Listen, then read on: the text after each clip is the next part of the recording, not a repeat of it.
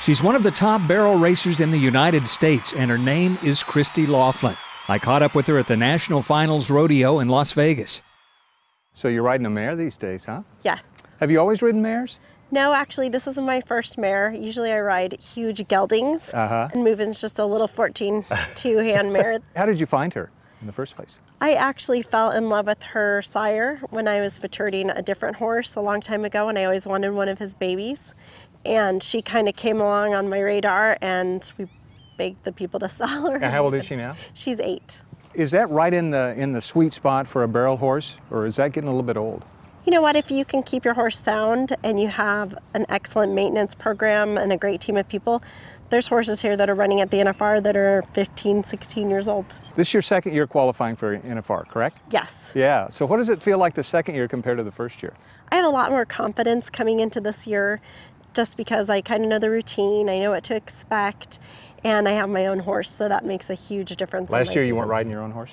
My horse got hurt right before the NFR last year. She tore her deep flexor tendon, and I had to climb on a horse that I only got to run one time. When did you first start riding barrels?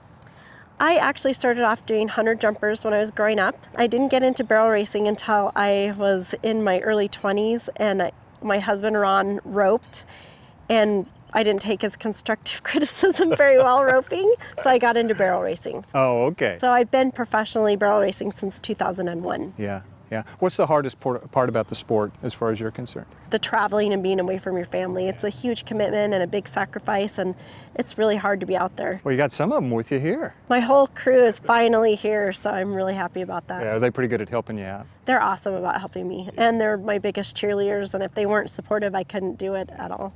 So Moven's been staying pretty sound, as I understand it. Is that correct? Yes, I have an amazing team of people starting from the ground up, and by that I mean my farrier, Gene Eminick, with Hoof Care today has been probably the key to her success. You go way back with Gene, as I understand it.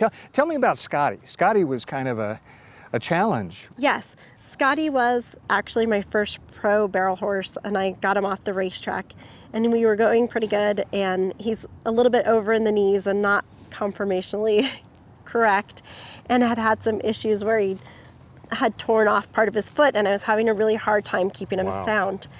And he got really sore one season when I was rodeoing on him, and I found Gene through a friend of mine, and I hadn't given much thought to hoof care before that. I knew it was important, but I didn't realize how important it was.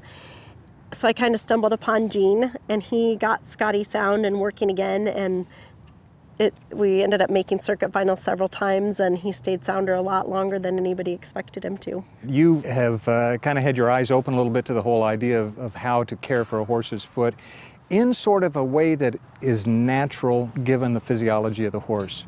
Is that a fair statement? Yes, that is a very fair statement. So how do you explain that to somebody that has no idea what you're talking about? I know that hoof preparation is the main thing that you want to be concerned about, and how you balance the foot properly. Yeah. It makes a huge difference, not just for your horse's feet, but their whole body.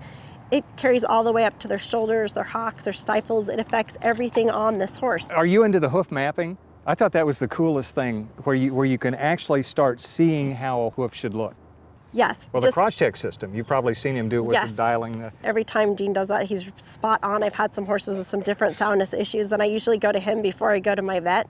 Really? And he'll say, it's here, and I'll say, okay, and I'll go to the vet, and I won't tell them what's going on, and they pick it. It's the same thing every time. Yes. So the vets tend to validate what it is that Gene's doing through his system. Yes. The other exciting thing that I'd like to share with you is that this year, on this mare in particular, I run her hard, and we've been going all summer, and a lot of barrel horses or performance horses get injections quite often in their joints. I'm not saying I've never done that, because I have had to do it. It is necessary, and we use them hard. This mare has not had to have any injections whatsoever, and a lot of that has to do with her soundness and her feet, and how that has just affected her whole body. So I'm really proud of that. Yeah. You know, one of the things I had heard about her, which seems to be borne out by just standing here beside her, is how nice and calm she is. Oh, yes. Yeah. Yes, she knows her job, and she's a rock star in my eyes. You've actually become sort of an ambassador for the whole Hoof Care Today approach. Yes, I think it's an exciting position that I'm in. I'm in the public eye a lot, and have created a lot of momentum with Moven's story, and that gives me the opportunity to talk to people a lot about hoof care and how to prepare the foot. And just like I said before, I hadn't paid much attention to it until I met Gene. Yeah. So I think I've had the opportunity to really raise awareness and bring, what is important about the hoof and how you take care of your horse's feet and being properly balanced to the public. And it's really driven a lot of people to Gene and really gotten their curiosity up. So it's really a neat position that I'm in. Good for you. Well, I know a lot of little girls look up to you. You've got a lot of fans. What would you like to say to a little girl that was thinking that, maybe someday I'd like to do this? You know what, I preach this to my kids all the time. I'm nothing special and I'm not an amazing rider and I have an awesome horse, but the one thing that I want to tell everybody is if you can dream it, you can do it. The only obstacle is yourself. You're kind of a glass half full kind of girl. I try to be. You're allowed to have a pity party for a few minutes and then you get back out there. Get back to work. Get back out there and say, this is awesome and I'm lucky to be able to do what I do. And there's young Cole. Yes. Nice to meet you, sir. I know you got your hands full. Sorry about that. Christy gets a lot of support from her son Cole and daughter Randy, who's following in her mom's footsteps. Following in my mom's footsteps is pretty hard.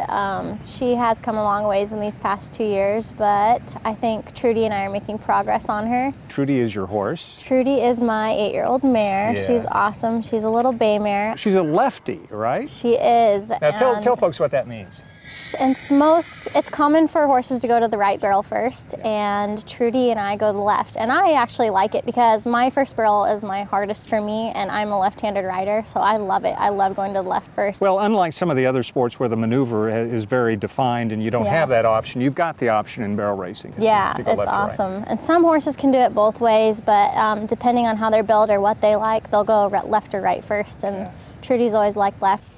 She's had to compensate for a long time. Like her mom, Randy Loflin puts a lot of faith in farrier Gene Ovanek. Before I found Gene, we had to drug Trudy to shoe because she was so ornery. And Gene, I've never seen anything like it in my life. She's calm Gene did when it, he's working with her? She was a whole different horse. Gene just puts her hand on her and she knows that Gene's there for her. And the touch? Yeah, got the touch. And I had a colt that wasn't even halter broke yet, and he just went right up to the colt and did his feet, and I'm like, I can't even touch this colt yet, and I can't say enough good things about him, and I'm sure my mom can't either. Don't want him to get the big I know. All right, well, best of luck to you. Yeah, thank you very much. We'll be watching for you. And thank you for interviewing me. You bet. That's awesome. For free videos and articles on state-of-the-art hoof care, visit hoofcaretoday.com. And to learn more about Christy and Randy Loflin, visit ChristyLoflinBarrelRacing.com.